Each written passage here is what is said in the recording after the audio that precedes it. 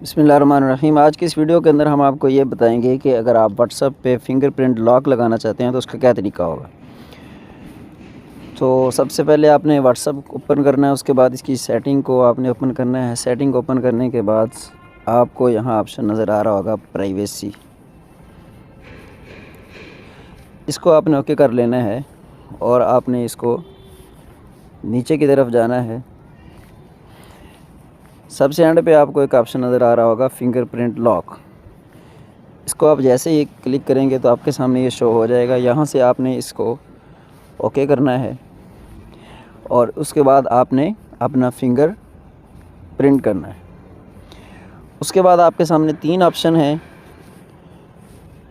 कि आप fill for लगाना चाहते हैं 1 मिनट बाद, 30 मिनट बाद, जैसा भी आप इसको लगाना चाहें तो उसी वक्त लग जाएगा। मसलन अगर मैं फिल फॉर लगाना चाहता हूं तो इमीडिएटली पर ओके करूंगा और जैसे ही मैं इसको बंद करूंगा तो व्हाट्सएप लॉक हो जाएगी।